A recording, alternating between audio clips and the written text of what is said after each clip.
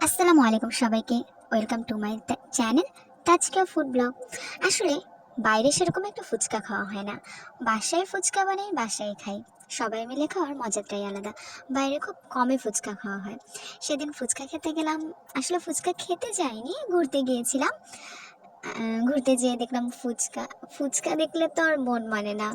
তো ভাবলাম আপনাদের সঙ্গেও শেয়ার করি ফুচকার ভিডিও। যখন আমি স্কুলে পড়তাম তখন কিন্তু ফুচকা কি সেটা জানতাম না। সবাই খেত কিন্তু আমি ভাবতাম এটা কি জিনিস। আবার এটার মধ্যে ফাঁকা আলু ভর্তা ঢুকাই দিচ্ছে, তারপর হচ্ছে ডিম দেয়, এটার মধ্যে আবার টক ভরেও নাকি খেতে হয়। পুরো একটা এত বড় হা করে ফুচকাটা ঢুকায় খেতে হয়। আমার না খুব লজ্জা লাগতো, আমি বাইরে ফুচকা খেতেই পারতাম না।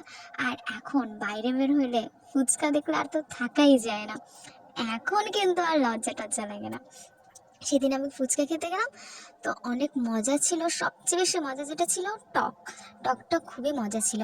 ওরা কি করছিল, আপনার তেঁতুল টকটার মধ্যে আরো বিভিন্ন প্রকারের টক, আপনার হচ্ছে টক দই এর টক, তারপর হচ্ছে পুদিনা পাতার টক, ধনিয়া পাতার টক, জিরার টক, অরেঞ্জ টক, সবগুলো না মিক্সড করে একটা বোতলে রাখছিল। এই জন্য টকটা খুবই মজার ছিল। আমি না দুইবার করে টকটা চেয়ে নিয়েছিলাম। আপনারাও দিনাজপুরে বড় মাঠে এসে এই ফুচকাটা খাবেন, এবং আমার মনে হয় অনেক ভালো লাগবে আপনাদের। তাই আমি আপনাদের সঙ্গে এটা শেয়ার করলাম। আসলে ফুচকা, মেয়েদের তো ফুচকা বললেই জাস্ট জিভে জল চলে আসে। I love this phuchka. আমার মনে হয় আমার মতো সব মেয়েরাই কিন্তু এরকম ফুচকা পছন্দ করে। ফুচকা লাভার গার্ল, তাই না? সবাই আমাকে সাপোর্ট করবেন এবং আমার পাশে থাকবেন। আসসালামু আলাইকুম।